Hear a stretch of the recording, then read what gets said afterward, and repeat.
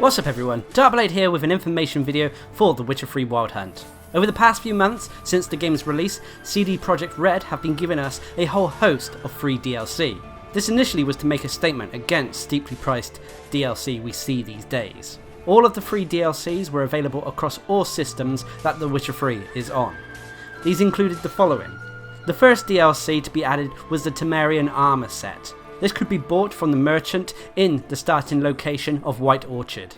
This was great starting armour for Geralt. That also included a set of armour for his horse Roach. The look of the armour was a nod to previous Witcher games in the series. The beard and hairstyle set was the second DLC. It added new options to choose from when you visited barbers. It raised the total number of hairstyles to 6 and number of beard styles to 5.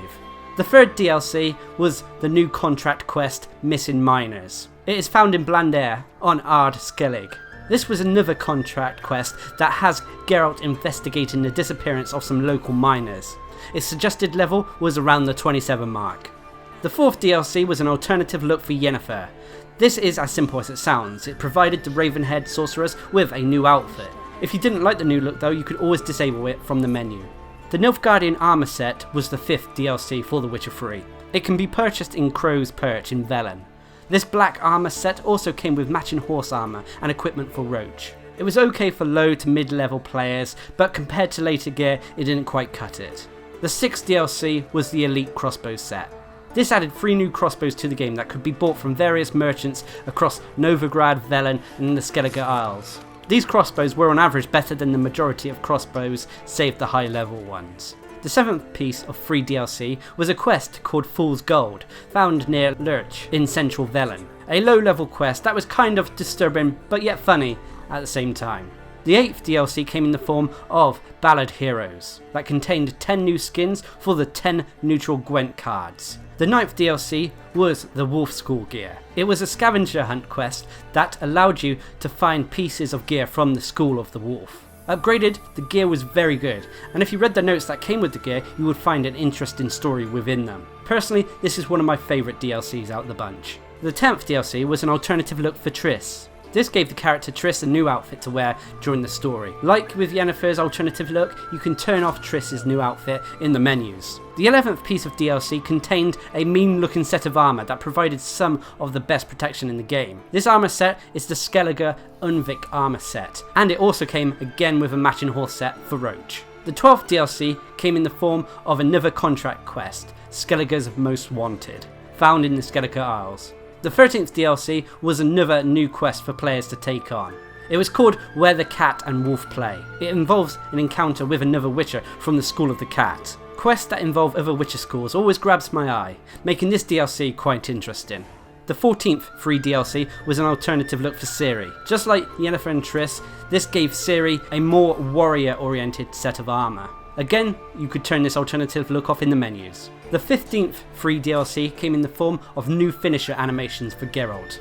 You still kept the old ones, but this DLC gave him some more visceral options when tackling opponents.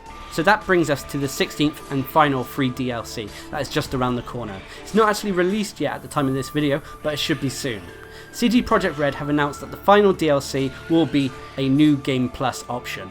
Some players have craved this, and it should give some more longevity to this already epic-sized game. Alas, CD Projekt Red have limited the information regarding New Game Plus at this point in time, but I hope that New Game Plus will give us tougher enemies with higher level caps. Also, I hope it will give players the option to switch to a harder difficulty from the start. For example, my girlfriend wished she had started on Deathmarch difficulty, like I did. With New Game Plus, I hope this will allow her to switch the difficulty. CD Projekt Red have also done a lot in introducing new language packs, as well as various patches that fix bugs and even add new content, like patch 1.07's alternative movement animation for Geralt and the introduction of the new storage box. There is also 2 expansions planned for The Witcher 3. We have been told that they should be around the same length as The Witcher 2, so they will be fairly beefy. The first of these expansions is supposed to be called Heart of Stone, which is due for release around October 2015. The second expansion is Blood and Wine, and that is supposed to be released in the first quarter of 2016. They won't be free, but given the intended size, I can see why. I don't want to guess at their prices, but seeing as the season pass is almost £20 in the UK, I can imagine the individual expansions being around the £10 to £15 mark each, so somewhere between $10 and $20 for folks in the US. Putting all these DLCs together into one pack made me realise how much effort CD Projekt Red have put into The Witcher 3, and I'm thankful they didn't charge us an arm and a leg for this content. I just hope that other developers follow their example. Anyway, I've been Darcblade, bringing you an information and rundown video regarding the free DLCs for The Witcher 3 Wild Hunt. Hope you enjoyed the video, thanks for watching, subscribe and like for more.